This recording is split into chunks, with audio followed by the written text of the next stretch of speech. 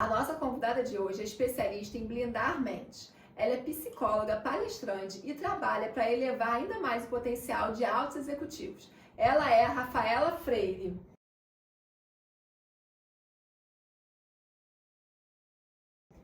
Olá, Rafaela, seja muito bem-vinda. Muito obrigada pelo convite, é um prazer estar aqui e conversar um pouco sobre esse assunto que eu particularmente gosto muito e acho que pode ajudar aí vocês um pouquinho do outro lado. Espero que sim, pelo menos. Sim. E me conta aí, você sempre fala nos seus stories, estou preparada para blindar a mente. Sim. Como que é? Como que é uma mente blindada?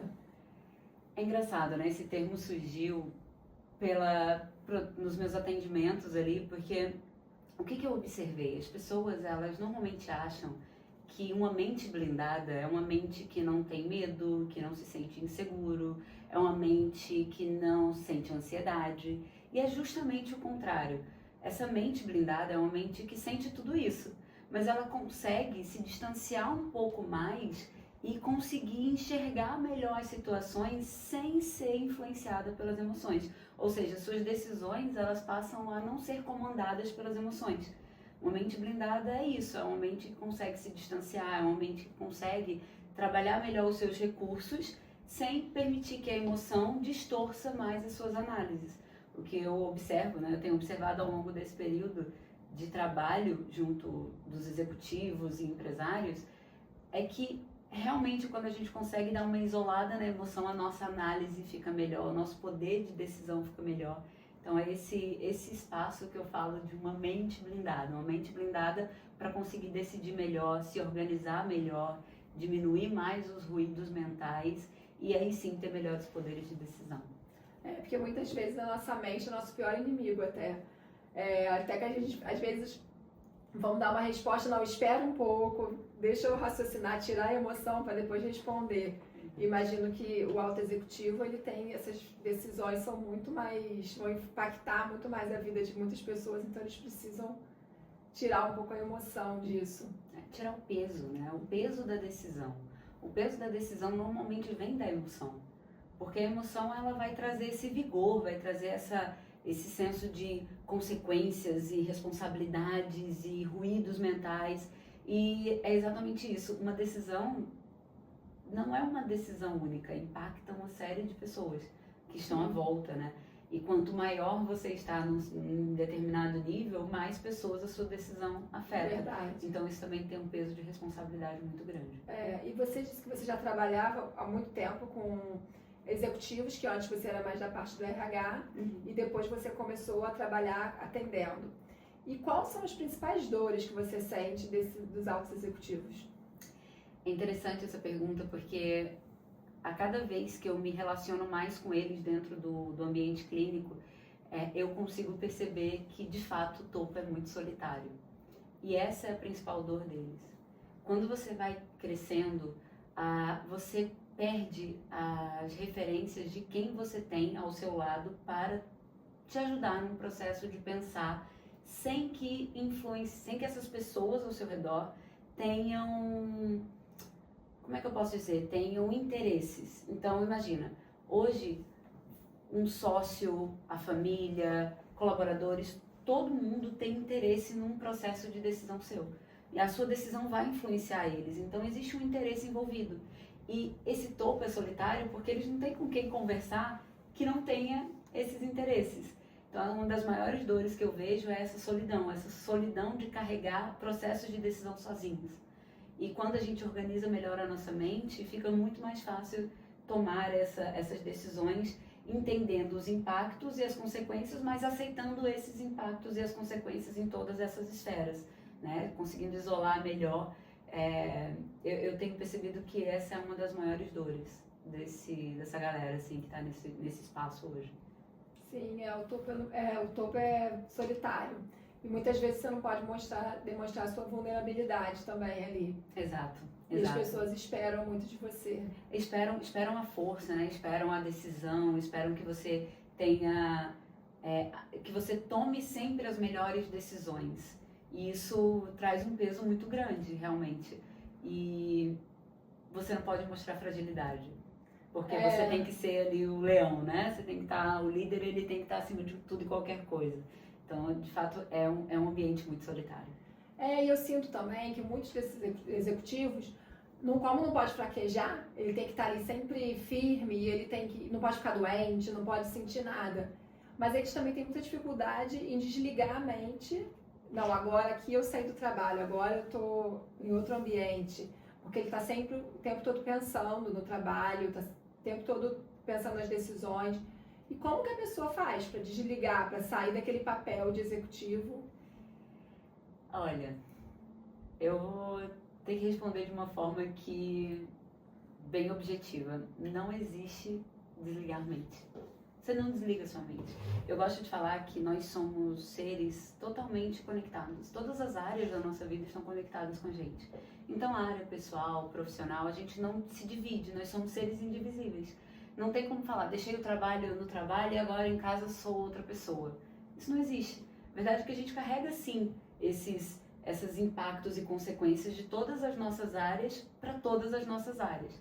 O que a gente pode e deve fazer é trabalhar no sentido de que a mente ela precisa de um descanso e o descanso ela não é um luxo.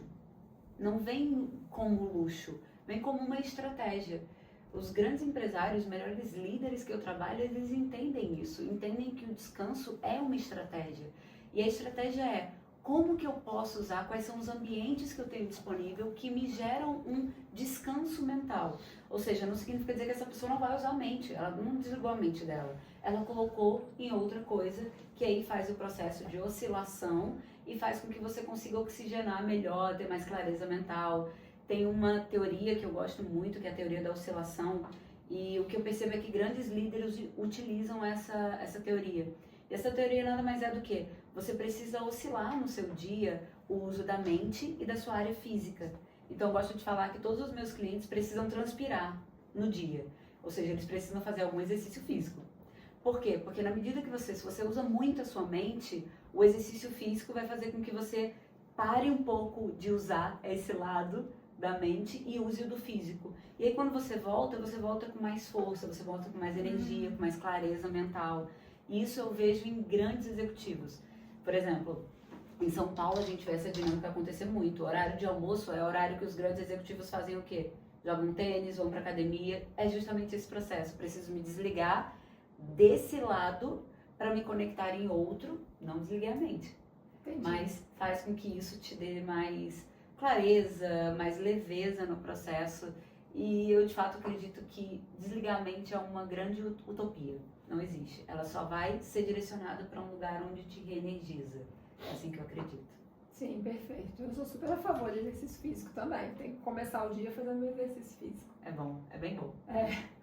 Agora, tem algumas questões, alguns problemas que as pessoas falam, que na verdade elas associam ao marketing como se fosse um problema de marketing, mas na verdade é de psicologia. A pessoa precisa de uma terapia, porque eu vejo muita gente que fala pra mim assim, mas eu tenho vergonha de aparecer, eu tenho medo do julgamento das outras pessoas, e eu falo, isso você tem que trabalhar na sua cabeça, a sua autoconfiança, o seu medo de julgamento é muito mais na terapia, na hora de aparecer, pra você ter confiança pra aparecer, pra gravar vídeos, enfim. E o que você sugere para essas pessoas que ainda têm essa dificuldade, têm esse medo do julgamento das outras pessoas? O que você sugere, qual o caminho que elas devem seguir, um trabalho que elas possam fazer? Acho que a primeira grande pergunta que essa pessoa tem que se fazer é: o que eu estou ganhando ao não fazer isso? O problema em si não é gravar o vídeo, é o que está por trás disso. O que essa pessoa ganha ao não gravar o vídeo, ao não aparecer? Ela ganha mais tranquilidade? Na psicologia a gente chama de ganhos secundários. Quais são os ganhos secundários quando você quer fazer algo e você não faz? E você automaticamente fala, mas eu não estou ganhando nada. Eu deveria estar gravando, eu deveria estar fazendo vídeo, eu deveria estar produzindo conteúdo. É ali onde as coisas estão acontecendo, eu não estou ganhando nada. Sim, você está. Você está ganhando, de repente, a não exposição. E na não exposição, você ganha não receber críticas, se sentir mais seguro de alguma forma, não se expor. E eu gosto de falar que dentro da minha estrutura de abordagem, a exposição é a melhor amiga do desenvolvimento comportamental. Então, para você se desenvolver dentro de um comportamento, você precisa se expor. A sua confiança, ela só vai melhorar, não é você se esquivando do que você precisa fazer. É justamente o contrário, é você se expondo. Você vai na ação, você vai no fato, você se expõe e aí você consegue perceber, afinal, não doeu. Afinal, o meu medo de julgamento não faz o menor sentido. Muitas vezes a gente deixa de fazer as coisas pelo medo e o que eu vejo é que as pessoas de sucesso fazem as coisas apesar do medo. Não é que elas não sentem medo. Né? Quando eu fui convidada para vir para cá, claro, eu estudei, eu pensei como que eu poderia me posicionar, como que eu poderia falar, pensei em tudo. Ai, o medo da exposição vem? Vem, claro que vem. Hoje muito menos do que vinha no início. Não por nada, mas porque eu já me expus mais. Então, cada vez que a gente vai se expondo, a gente percebe que o ambiente não mata a gente. Olha, continuo vivo. E pelo contrário, a gente vê os resultados. E os resultados são tão bons que acabam silenciando mais o medo. Então, o grande desafio para quem tem medo de gravar vídeos, medo de aparecer, é se expor. E é na exposição que esse medo vai desaparecer. Sim. Não existe uma fórmula mágica. Existe eu preciso ir lá, agir, que aos poucos eu vou silenciando essa vozinha interna do medo. Ele vai começar a perceber que não existe evidência, não existe fatos para que ele apareça. E aí ele vai não sendo alimentado, tudo que não alimenta não cresce.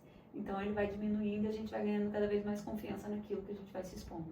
Exatamente, é o que aconteceu comigo também. Era muito mais cômodo quando eu não gravava conteúdo, não fazia conteúdo. A partir do momento que você começa a aparecer, você vai ganhando prática e vai melhorando, como todo mundo. Claro. E normalmente as críticas, o medo de julgamento, normalmente a crítica é de quem está lá embaixo. Quem está no topo, o alto executivo, ele não vai te criticar. Não vai. E eu até digo que a principal crítica somos nós que fazemos com nós mesmos. Nós mesmos. Eu lembro que lá em 2018, quando eu iniciei no digital, eu iniciei porque eu vim morar aqui em Portugal e eu precisava divulgar meu trabalho. Eu não conhecia ninguém. Então, para mim, eu lembro que eu tinha muito receio dos que os meus colegas psicólogos iriam falar. Porque na altura não tinha nenhum psicólogo produzindo conteúdo. É comum. E aí, meu Deus, o que eles vão pensar, se eu for abordar determinada coisa, vão falar, meu Deus, a Rafaela tá falando sobre isso, não tem nada a ver, ela não tem embasamento, o embasamento não tá correto. Isso pouco aconteceu. Ou seja, a maior crítica que tinha, o maior julgamento era o mesmo que tinha das minhas coisas, da minha capacidade. E aí, quando eu coloquei para fora, se houveram críticas, foram críticas silenciosas, que não chegaram até mim, então ótimo. Ótimo, E eu consegui perceber que eu que estava sendo a minha maior hater, assim. E ultrapassar isso fez com que eu conseguisse aumentar o meu volume de trabalho, chegasse a novas pessoas, impactasse nas vidas, que era exatamente isso que era o meu propósito e continua sendo o meu propósito ao produzir conteúdo. Então a gente tem que sempre lembrar o nosso porquê. Quando você lembra o seu porquê, as coisas acabam ficando mais soft, o caminho acaba ficando mais soft. Quando você precisa também, foi o que você disse, quando veio morar em Portugal, você precisava disso, precisava crescer, precisava mostrar o seu trabalho. Tem gente que às vezes fica naquele seu mundinho e não vê que pode crescer muito mais. É isso. Se ela se expor. É isso, exatamente. Até o medo, né? O medo de se der certo. Porque se der certo, aí eu vou ter que gravar todos os dias, aí as pessoas vão me reconhecer na rua, aí as pessoas vão falar comigo, vão me chamar de blogueirinha, e se der certo? Porque eu vejo muito mais o medo do dar certo do que o medo de dar errado. Porque o errado quando a gente não faz, a gente já assumiu o medo, já assumiu que deu errado. Né? A gente já está mais confortável. Mas se der certo, a gente vai precisar ir para um lugar desconfortável. E aí é onde eu acho porque se você cresce, você fatura 1 milhão, você não vai ser a mesma pessoa que você é agora. E aí a pessoa tem medo daquilo, de dar certo, mas também... Dos problemas que o 1 milhão vai trazer. Porque traz. E nem tenta. Novos problemas. Mas a grande diferença é que imagina, você hoje, sei lá, vou dar um exemplo, fatura 100 mil. Você tem problemas de uma pessoa que fatura 100 mil. Se você fatura 1 milhão, você vai ter problemas de uma pessoa que fatura 1 milhão. Só que você, para chegar lá, foi crescendo, ganhando skill, ganhando corpo. Então você vai conseguindo trabalhar aqueles problemas de uma forma completamente diferente, porque você já tem corpo para aqueles problemas. Então é sempre bom pensar que se chegou até mim, eu consigo resolver. Exatamente. Porque eu já tenho corpo para aquilo, senão não chegava. Se esse problema chegou até mim, solução eu devo ter. Sim. Porque senão eles não chegariam a mim. Com certeza. Falando em faturamento, tem muita gente também que tem aquela crença do merecimento, que tem medo de cobrar mais e não cobra, enfim, e acaba que fica com aquela base ali na média e também não se destaca, acha que não vai conseguir novos clientes se cobrar mais. Você mesma já comentou comigo uma vez que sua consulta é mais cara do que a média dos profissionais, porque você entende o seu valor e começou a cobrar mais caro. Então, o que você acha assim, dos outros psicólogos ou profissionais que têm esse medo de cobrar mais para não conseguir clientes? Uhum. Eu acredito que cobrar mais está intimamente ligado a duas coisas. Primeiro, competência e segundo, posicionamento. No início eu também cobrava menos. Eu cobrava o valor do mercado. E eu fui conseguindo compreender que o meu preço, o preço da minha hora, já não era mais o preço da minha hora. Era o preço da minha experiência, da minha bagagem, das horas de estudo, de exposições que eu fiz, de contatos que eu fiz. Quando você consegue visualizar que o que você cobra não é mais só uma coisa, mas toda a bagagem que você traz, que é um valor imensurável, você se sente muito mais confortável em cobrar mais. E aí você também se posiciona dentro de um lugar que você se sente confortável em cobrar mais. Todas as vezes que eu ia aumentar o meu preço, eu perguntava para mim, eu me sinto confortável em aumentar o meu preço? Eu consigo perceber que eu entrego muito mais do que eu estou cobrando? Se eu conseguisse perceber naquela altura, eu aumentava. E a grande verdade é que todos os clientes que eu tive e que eu fui crescendo, eles continuaram comigo, porque eles entendiam esse valor. Um outro ponto também é que eu sempre me posicionei dentro de um lugar que permitia que eu conseguisse crescer o valor da minha hora. Então, quando eu falo que eu atendo líderes, empresários, executivos, são pessoas que entendem que ao investir, entendem inclusive como investimento, ao investir X na minha saúde mental, nas minhas emoções, eu consigo ganhar muito mais. E o que é ganhar muito mais? Eu consigo tomar melhores decisões. Eu já participei de processos dentro mesmo da clínica com clientes que nós chegamos numa conclusão junto que aquela sociedade que ele ia entrar não era tão positiva assim. Quantos milhares de reais ele conseguiu economizar ali? Muito. Ele enxerga o valor nisso e eu enxergo o valor nisso também. Então, quando você entende que cobrar não significa dizer que você está ganhando mais, mas que você está sendo justa e sustentando o seu valor, você se sente muito mais confortável e confiante no processo de cobrar mais. E eu acredito que quanto mais você investe em você, mais confortável ainda você se sente nisso. É como se você não aceitasse menos, sabe? Sim, exatamente. Você vê o seu valor. Até o seu que você falou do posicionamento. Você se posicionou de uma forma como especialista. Então, a pessoa, quando vai te contratar, ela vê que você é especialista naquele nicho. Então, ela quer pagar mais porque ela quer um especialista. Eu sinto muito isso, que as pessoas têm essa dificuldade de se diferenciar. E acaba sendo mais um do mesmo. Quando ela consegue se posicionar e mostrar a sua diferenciação, ela consegue atingir um público que quer aquele mais específico. Exato. Essa questão de você se posicionar como especialista, eu acredito até que vai além do se posicionar. Além de se posicionar como nas redes sociais, nos seus conteúdos, é o que você faz no seu backstage para garantir que aquele posicionamento se sustente. Ou seja, eu participo de grupos de empresários, eu estou no meio desse ciclo. Isso é um posicionamento que eu tenho, concorda? Sim. É um investimento que eu faço, porque não é barato você estar dentro desses grupos. E aí eu penso, poxa, essa psicóloga está aqui, tem qualquer valor aqui. Ela entende da minha dor? Como assim? Além de me posicionar para as redes sociais e para os meus futuros clientes, eu ainda consigo ter clientes dentro desse espaço, porque são meus clientes, não é, também. Então, é uma forma de você entender que as coisas não caem do céu. Você precisa fazer os movimentos. Você precisa se movimentar para que aquilo aconteça. Só que você precisa ter uma boa orientação. Você não vai se movimentar para qualquer direção. Você vai saber exatamente para onde você vai e você vai fazer os passos. E o movimento gera movimento. Sim. E os seus clientes confiam tanto em você que eu vi que teve um cliente que pediu para você revisar o livro dele, a autobiografia. É a autobiografia dele? Não é uma autobiografia. Basicamente esse livro dele, que inclusive está incrível, eu acabei a revisão agora, a gente está nos ajustes finais. Esse livro conta a história, é um livro que conta a história das empresas dele, das tomadas de decisões dele dentro das empresas, do olhar que ele teve para tomar determinadas decisões e por que as empresas dele cresceram tanto com essas tomadas de decisões. E aí o que ele pediu lê porque você conhece minha cabeça, você sabe como é que eu falo, você sabe o tom das coisas, e eu quero que você leia e perceba assim, tá coerente? É isso mesmo?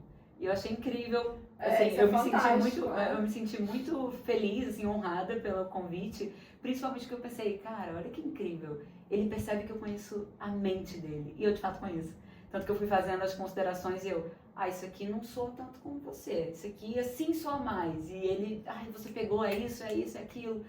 Então eu fiquei muito feliz e honrada com o convite. Não, e hoje em dia, em tempos de chat GPT, que as pessoas pegam e botam. Outro dia eu peguei uma revista, a revista era toda chat GPT. Eu falei, gente, as pessoas hoje em dia nem têm preguiça até de escrever, né? E ele também ter tido essa mentalidade de te pedir para ver isso é fantástico. Aí é onde a gente vê o nível das pessoas, o nível de importância que as pessoas dão às coisas que merecem importância. Exatamente. Porque o ChatGPT tá aí, é incrível, ele te auxilia, mas ele não pode ser sua voz. A sua voz é única, você é único. E hoje em dia, quanto mais único você é, melhor você atinge, mais as pessoas se sentem impactadas. Sim. Os meus melhores vídeos são aqueles mais raízes. Mais cru. Isso, porque tá tudo igual, a gente começa a ver, os posts são todos iguais, as estratégias são todas iguais. Hoje em dia o que diferencia é a sua voz, é o que você é. É a autenticidade, né? É você buscar essa autenticidade. E é difícil você buscar ser autêntico num mundo onde te coloca em vários lugares iguais. Exatamente. Não, e por isso que é tão importante até a terapia, o autoconhecimento. A pessoa tem que saber hoje em dia muito bem o que ela é, onde ela quer chegar, porque senão ela vai ver tudo igual e vão dizer para ela e ela vai acabar seguindo uma coisa que não é o que ela queria.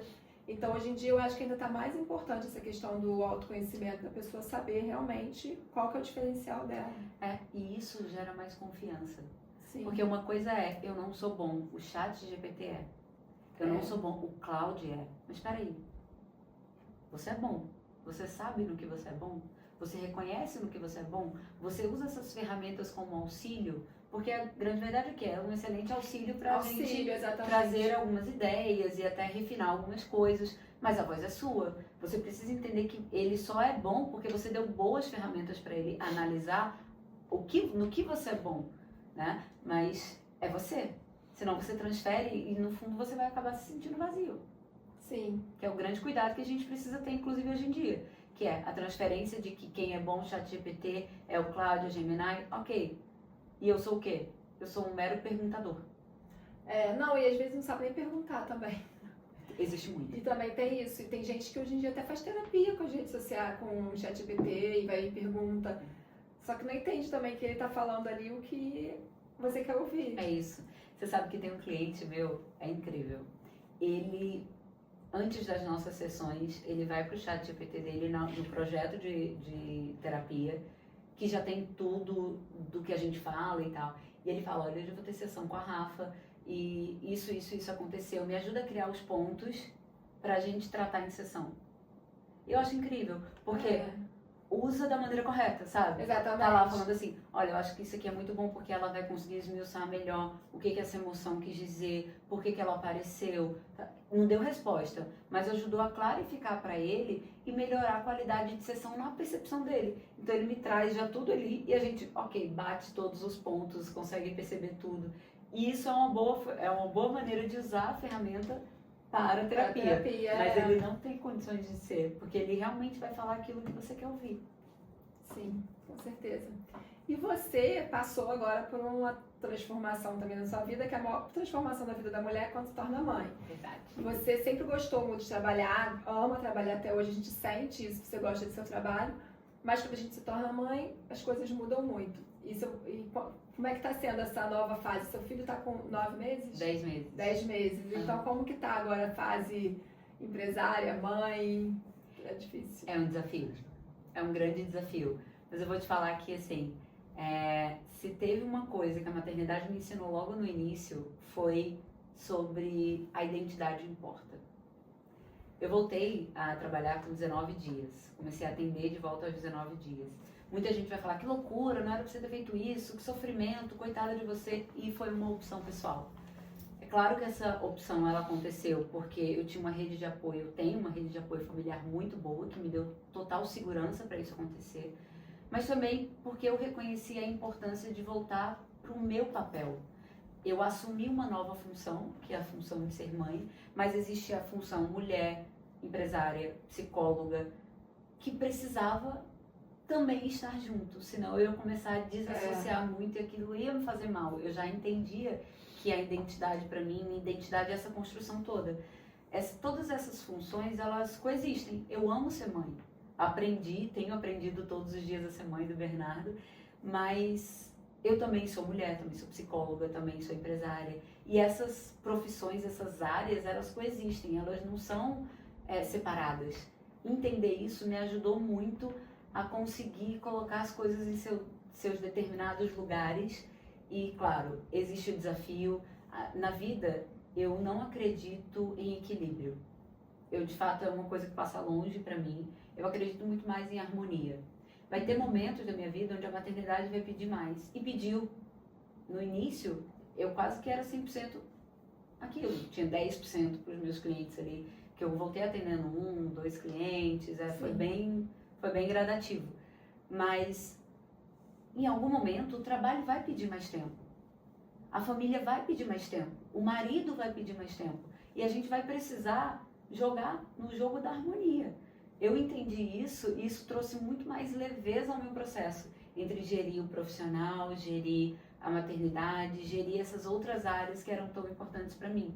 Como a área física. A área física agora voltou a ser uma prioridade para mim. Então eu consigo hoje destinar mais tempo, consigo olhar para minha agenda e perceber, olha, isso aqui é inegociável, isso voltou a ser inegociável, porque foi negociável em algum momento. Porque antes eu não tinha um tempo, a prioridade era o Bernardo. Sim. E agora a gente vai trabalhando os pratozinhos, né? Os pratinhos ali para não caírem, mas de uma maneira leve, de harmonia, tentando olhar para esse lado. Você tenta equilibrar, tenta dar o mesmo percentual para cada um, acaba que surge a culpa, que você não consegue. É isso. A culpa ela é inimiga de muita coisa. O ciclo da culpa, inclusive, é vicioso.